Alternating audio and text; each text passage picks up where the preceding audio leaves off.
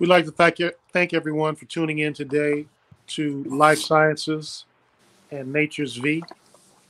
Today we're here to Thank everyone for tuning in today to Life Sciences and hold on one Nature's second. V. Then let me take that out. Okay. Today we're here to discuss a topic that I don't think we really take the time to look at. And myself and Mr. Victor Muhammad were having a conversation, as we do about health all the time. And one of the things that we discuss is can life be healthy for a man without a woman in his life? And um, there are a lot of different topics that come up and a lot of different angles that can be discussed from. But we want to take it from a higher perspective today. And I'd like to thank Mr. Victor Muhammad for being with us. How are you today? I'm well, sir. Thank you very much. Thank you. And so let's get right into it. You expressed the desire to speak on this topic. So let's go right into why is life, can life without a woman for a man be healthy? That's the question. In the name of God, the most gracious, the most merciful, I bear witness to the oneness of God, and I bear witness to the truth and efficacy of the revelations brought by each and every one of the prophets of God, covering the last 6,400 years. The the subject of this discussion is a question because humility suggests to a man that it is better to approach subjects with a question rather than a statement. When you approach a question or a situation with a question, it leaves room for you to be corrected. But when you make a statement, or when we make statements, that means that there's conclusivity and there is no room because you've made a statement, and a statement is generally an article of fact. So the question is, can life for a man be healthy without a woman, or something like that? Can you read the question, Mr. Muhammad, please? Life without a woman for a man can never be healthy. Okay, that is a question that we raised because the condition of the world today, specifically the Western world. First, I will begin by saying that the Western world has come to an end. And everything that we've known of the Western world will cease to exist. If you are paying attention, you can see that the Western world is closing and is in the process of, if we can use the phrase, shutting down. In the Western world, men have summarily been ostracized, emasculated, marginalized, and basically broken. You cannot destroy anything that God creates. We don't have the power to do that. But we can break a man.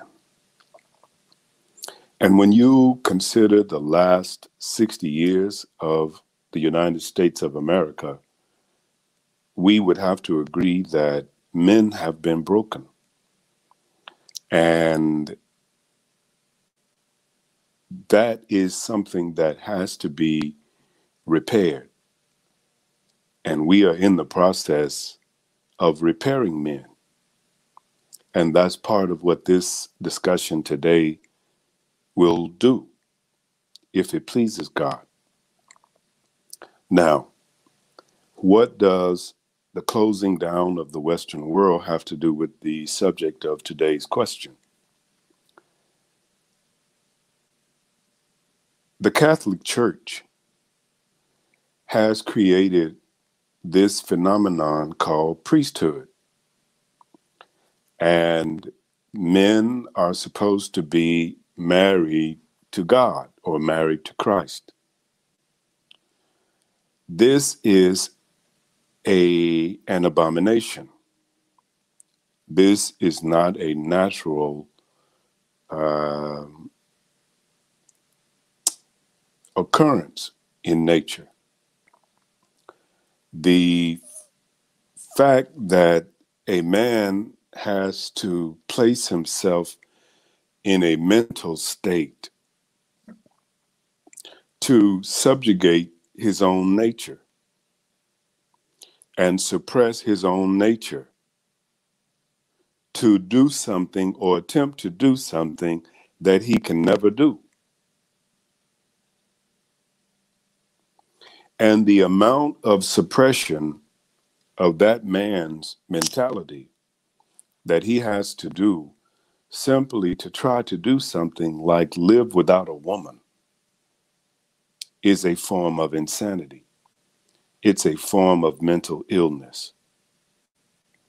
Any man who purposefully tries to live or attempts to live without a woman in his life, there is something wrong with that man. Notice I said purposefully, because not finding the right woman or temporarily placing a woman in your life on hold because it might interfere with a goal that the man has set to accomplish is not the same as a man making a decision that he does not want a woman in his life at any time. So when we attempt to do that, the level of suppression, mentally and biologically, meaning physically, is so great on the human psyche and the human body that it places that man in a state or condition that will probably lead to death. I made a statement some time ago when I arrived at an understanding. That understanding at which I arrived was this. I stated to myself that the second most powerful force in the universe, in my opinion, is testosterone. The only force that I'm aware more powerful than testosterone is God himself.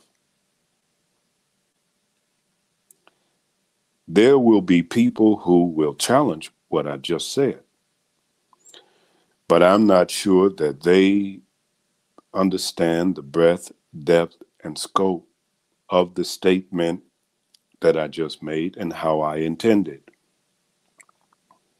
Testosterone is powerful. It is a force that ensures the continuity of life. Any animal possessing testosterone will carry out an act of sex, whether he wants to or not. When we examine the last 30 years of what we've seen of the Catholic Church and the priests, they may not have, and I'm not making mockery, because I'm dealing with this from a position of science, biology. They may not have been married to women,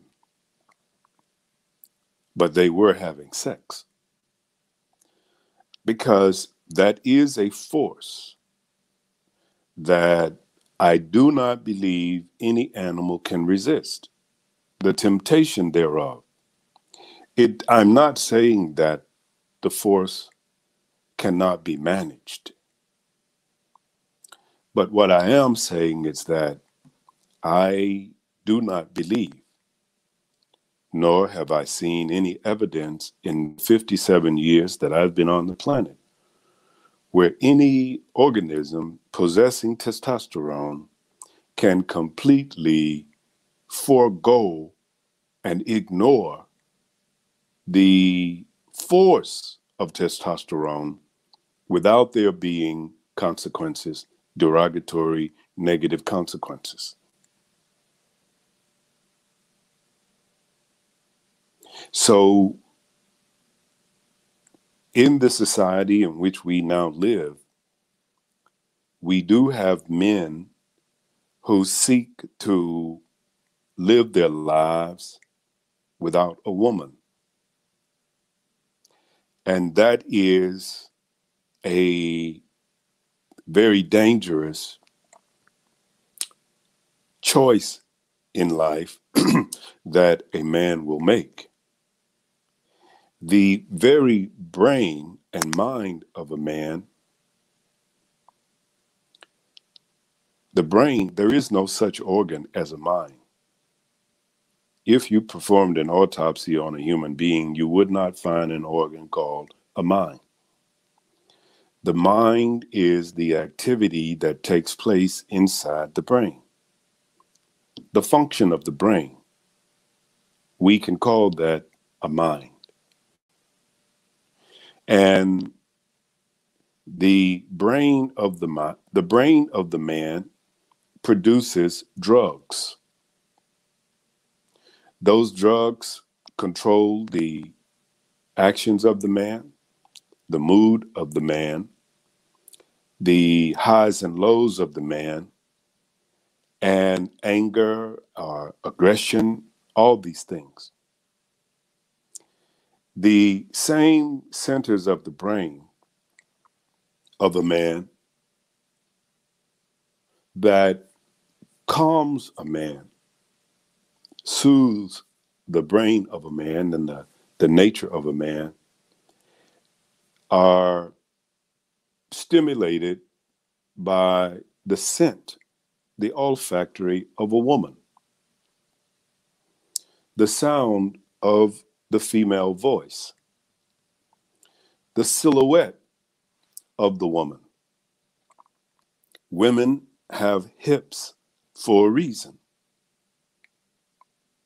And a man acting in his natural self is pleased mentally by seeing the silhouette, the hips of a woman. That's not to marginalize women or objectify women, but we've lived in a world for the last 6,000 years that are based on liars. People who do not want to deal with the nature of a thing. And when we consider the creation of what is called the woman, we have to consider that creation and the purpose for the creation. Why did God make a woman? And why did he form her in the manner that he did? Did God make a mistake? No, God didn't make a mistake. When you see the woman, and when the eyes of a man sees a woman, that the retina takes in that image, turns that image into a chemical, sends that image through the part of the eye that is connected to the brain. And the brain processes that image and it produces hormones and drugs that calms a man and makes a man feel good. That's right. When a man smells the scent of a woman, her olfactory converts into a chemical. That chemical causes the brain of a man to calm. Yes, sir. A woman, for the brain of a man, serves a very similar protocol to that of alcohol on the brain of a man. There is a drink that I believe the Muslims gave to Portugal and Spain during the 700, 800 years that we controlled Spain and Portugal. They were called Moors, or we were called Moors. And they gave a drink to Portugal called port. P-O-R-T, P-O-R-T-E. Port is a mixture of brandy and red wine. If a man drinks a little cup of this port, immediately his brain calms his body. Port was developed for men who are businessmen, men who endure a great deal of challenge and a great deal of thought during the day, men who deal with high pressure situations. If a man takes a small drink of port, he will immediately feel his body calming. I know because I've had it. And it serves a very similar effect on the brain of a man that a woman does. I would rather have the woman than the port, but but reality says sometimes it's just not possible. But for a man, if you are a working man, not necessarily a man with a job,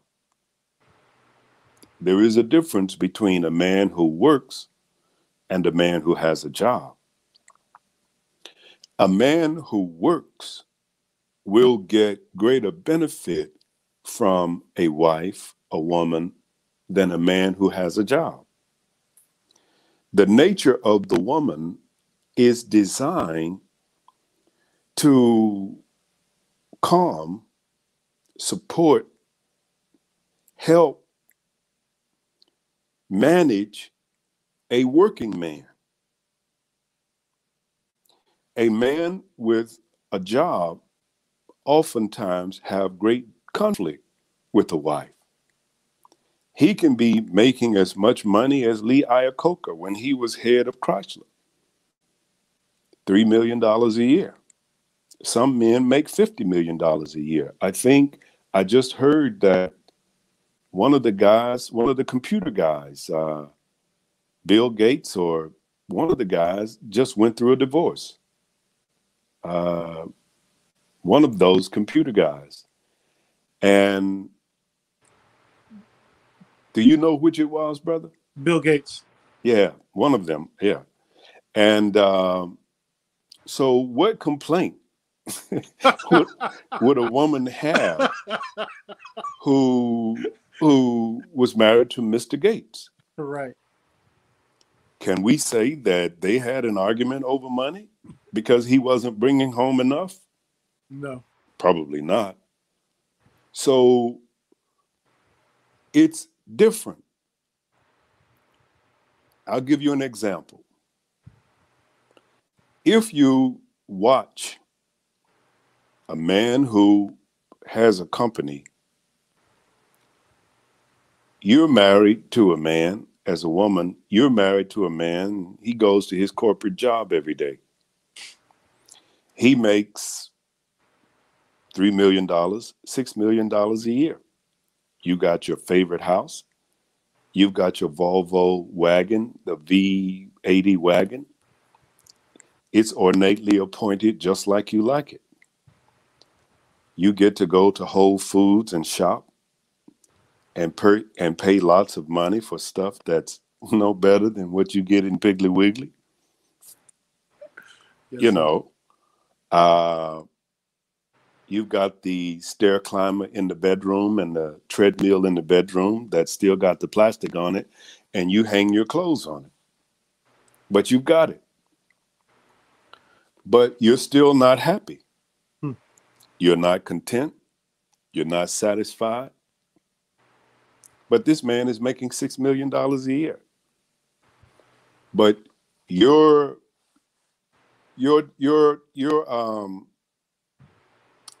toilet will back up. And you call out this guy. He's got a 1974 Ford pickup truck. And he shows up. He looks scraggly.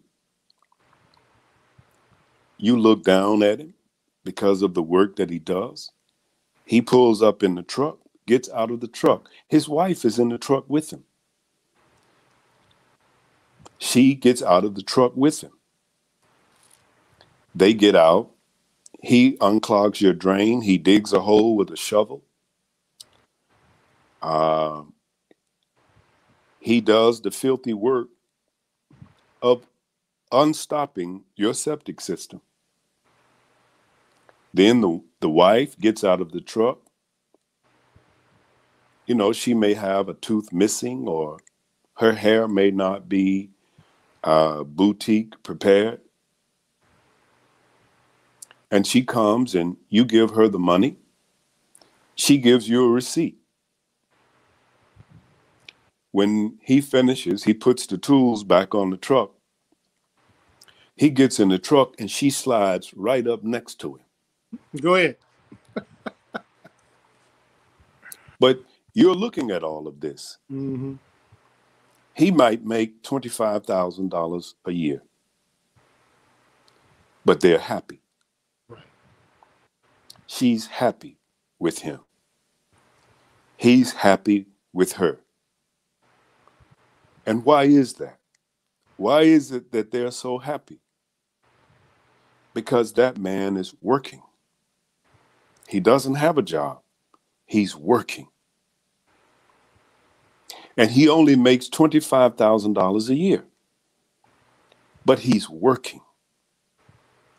And that woman gets to exercise the nature in which she's created to support a man who is working his own ideals. Right.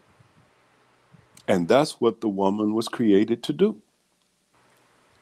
I'm not saying that if you work a job that you shouldn't get married.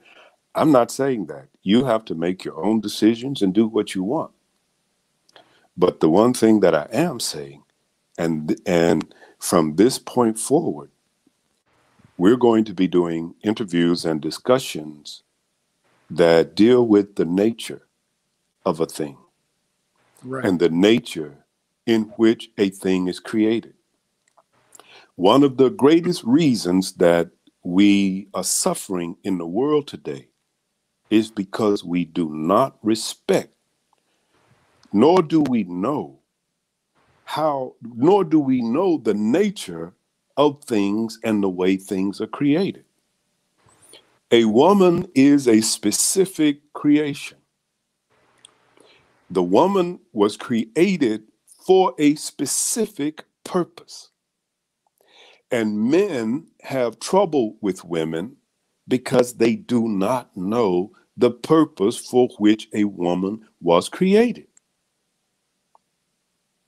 And men will continue to have problems with women until men learn the nature of the woman and why was she created and how she was created and the purpose for which she was created. Until you, as a man, and until I, as a man, learn the nature of the woman, we will continue to have problems with her. Just because you and a woman don't make it doesn't mean the woman is bad. It just means she's not for you. It doesn't mean she's bad. She's just not for you or for me. I've met lots of women who I liked but they just weren't for me. And I let them go. I didn't injure them. I didn't try to hurt them. I didn't try to force them to be with me. Didn't do it. In fact, most of the time, I tell them, I said, no, we won't make it. No, but Victor, I said, no, I like you too, but you and I won't make it. The way you're created, you and I would conflict. We would conflict. You need a man who is such and such. He's better for you than me. See, so we have to study things and study the nature of things. Gold. Gold has a nature. The grizzly bear and the black bear, they're both bears, but they have different natures because they were created in a different way. And there are things you can do with one that you cannot do with the other because they're not the same.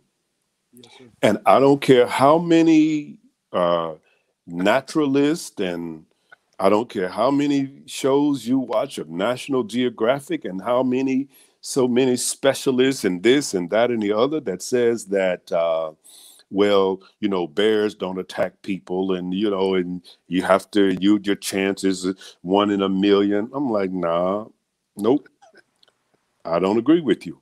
Right. Because what if I understand everything that you said, Mr. Naturalist? But what if I walk up on a bear that doesn't know that he's not supposed to do this?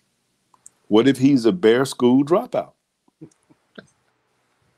He doesn't know because he didn't go to bear school, and he doesn't know that he's not supposed to attack, you know, me. So no, I respect nature. I respect the way God created everything, and I don't have conflicts with things, and I don't have conflicts with people because I respect. I get to know the way a thing is created, the nature of a thing.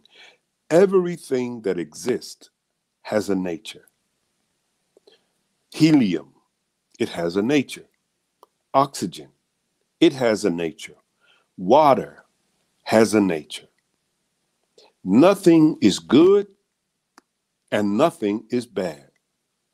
Everything just operates within the nature in which it's created.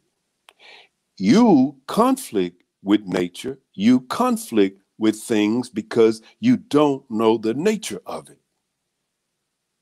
Therefore, not knowing the nature of a thing, you don't know how to manage it. And the world in which we've lived for the last 6,000 years, the steward of this world disrespected it. Even after he was given the nature of it, he disrespected it because he did not want to submit to the way a thing was created. And the nature, at least in the Western world, specifically America, the nature of the woman has been kept from men on purpose. In civilization, there is a science called the science of mating. And that science has been purposefully kept, mostly from the African American, but in general from the Caucasian American as well. There are some Caucasian Americans who know the science and the science of mating, but the African American doesn't. So when you see the community called the African American community, and you see the people and the children, this is evidence that we don't know the science of mating. That's something that we'll deal with at a later time because there's so much information that has been kept from the American people and the world that there's no way we can cover all of this in one session or in 100 sessions. With that being said, we're at our normal 30-minute mark. I don't know if you want to go further into it, or would you like to segment this into another discussion? We have questions as it deals with the health aspects and, of course, the testosterone aspects of which you've brought forth, and then just the nature of the man and the woman as it relates. So we can keep going, but I just wanted to let you know we're at 30-minute mark.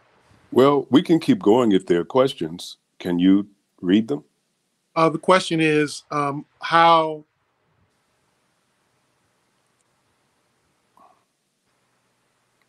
why is it unhealthy for a man not to have a woman in his life?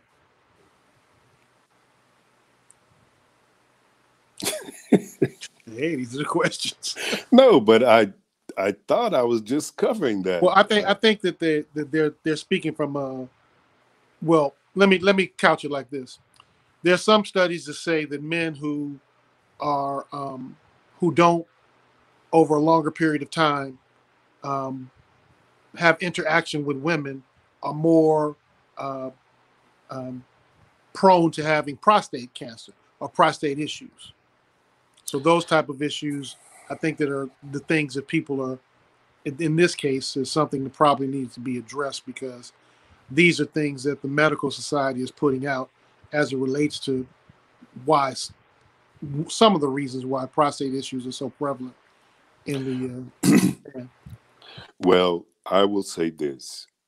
I don't have any data to support what I'm about to say, only my understanding for the last 37 years of studying anatomy and physiology.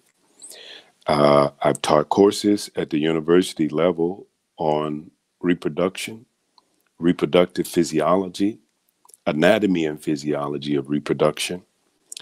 And I believe that if a man goes prolonged periods without sexual intercourse, I believe that that will cause damage to the prostate and to the testicles.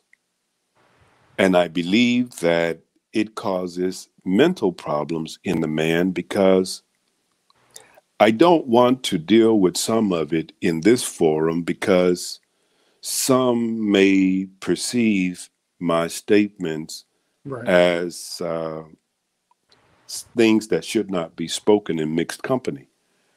And I would rather have a classroom where people know what the subject is going to be, so that when they sign up for the class, then they knew what was going to be taught in the course, rather than going to the level that I could go right, now.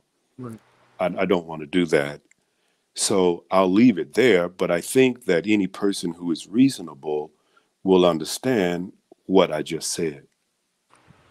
What are some of the psychological issues of a man not being just involved with a woman over longer periods of time for the man?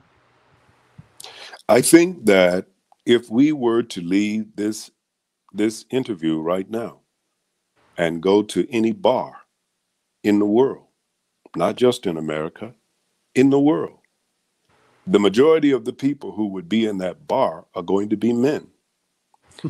And they're going to be consuming alcohol in some form. The question becomes, why are they in there consuming the alcohol? Because of what I said 30 minutes ago. Uh, the person, a wise and intelligent person may say, well, this man is married, but he's still going. Marriage doesn't necessarily constitute wife. Yes, Getting married doesn't automatically mean you've got a wife. A wife is a verbal noun, which means that once you go through the ceremony, the woman has to perform certain actions for her to be a wife. And the same goes for husband. They are both verbal nouns, which means that an action has to take place.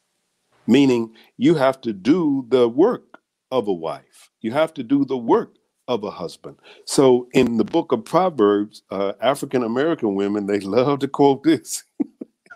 you know, yeah, the Bible says that when a man get a wife, he get a good thing. I'm like, that's not what the Bible says. The Bible says when a man findeth a Findeth. wife, he findeth a good thing. I said, but you notice it didn't say when a man gets married. That's right. He says when he findeth a Findeth. wife, meaning that this is an individual where they've gone through a ceremony to join themselves, and that woman has performed the duty of a wife. And a man who has a wife has very little need, if any, to consume alcohol or any drug, because that wife provides him with all the drugs he needs. Produces the hormones in his body that allow Hey, him to be in that euphoric state that he intends when he goes to get the drink. look, the Honorable Elijah Muhammad told us maybe 60 years ago that heaven lies at the footsteps of the woman. Hmm. And he said that besides the woman, there is no heaven for man. That's right. I understand exactly now what he intended by that. Yes, sir. Yeah, I Yes. understand it. And so any man who has a wife, he understands it. Has a wife. Has a wife, not married, Right. but has a wife. There is a difference. There is a a great difference. Yes, sir. Last question is, in the life of a man, the importance of someone actually preparing the proper foods and you being able to consume them. How does that affect the health of a man? And many men, I know most men can cook, but it's nothing like the food made by a woman who actually cares about you. Yeah. I have never met a woman who cooks better than I. But when a woman who loves you Right. prepares food for you, the food may not be as palatable as the food that you can cook, but there is like a spiritual Right. reality to it. Right. Uh, it's Yeah, I understand. Yeah, I mean, there's like a spirituality to the food. It might not taste as well as your food. That's what palatable means. Um, and I have had situations where I was married and my wife was angry Hmm. and she went into the kitchen to prepare food and I stopped her. Right. I said, no, don't prepare anything for me in that state of mind. Correct. Because if you prepare the food in that state of mind is going to be in the food. And it's not going to serve well my body. Therefore, I don't want you cooking for me if you're angry with me. Never permit anyone to prepare food for you if they're angry with you. Don't do it. Don't eat it. Well, with that, we're at the 40-minute mark, and I know there's some other Sir? issues that we want. I said, with that, we're at our 40-minute mark, and I know that there's some other topics that we want to take on as it relates to um,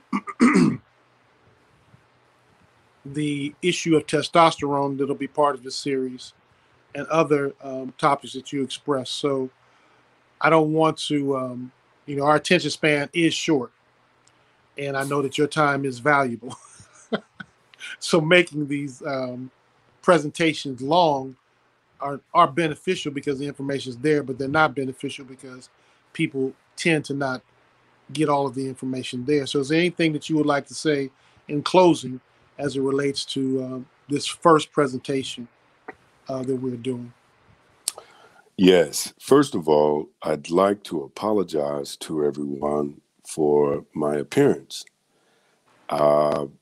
I am a gentleman, and I should always present that way when I'm in the public. I will do better in the future, but my workload is so consuming that I have to literally make a decision on what I will do with my time, whether I will shave and put on a suit or whether I I will do a task that is more vital than shaving and putting on a suit. I am beginning to receive help because God is blessing me with help. So in the future, I'll do better than what I am today. So I'll ask the people to forgive me for my appearance. And in the future, I will work to do better. Yes, sir. We thank you for your time today, Mr. Muhammad. There are people who are asking about classes that they could take for these teachings. If you reach out to us at ucnatures-v.com and send us a communication and contact there that you would like to be a part of the dissemination of this information by Mr. Victer Muhammad at LSOW and Natures V, we would be more than happy to continue on this course because it's necessary. You know, in America, the divorce rate is high. Inside of the religious organizations, the divorce rate is high. And the reason is because we don't really understand, as Mr. Muhammad has said, the science of mating, and we don't understand our own natures. So until we get in contact with our own natures in a world that is full of acronyms. Go ahead. Antithetical. The world, we live in a world, particularly the West. Africa, the Caribbean, Asia, not so much. But the Western world is antithetical to family. You can find greater family values in Eastern Europe and in Western Europe. Even England has more values than America. But the whole Western world is antithetical to normal marriage. That means a man and a woman. And over the next, whatever length of time that it requires, we're going to address these subjects because humanity has to do better. Right. And the black man in America is responsible now for the training and the leadership of the entire planet. If you want proof of that, go and read Genesis 15:13. And there is a difference between an African American and a black man. And we're going to address that. Yes, sir.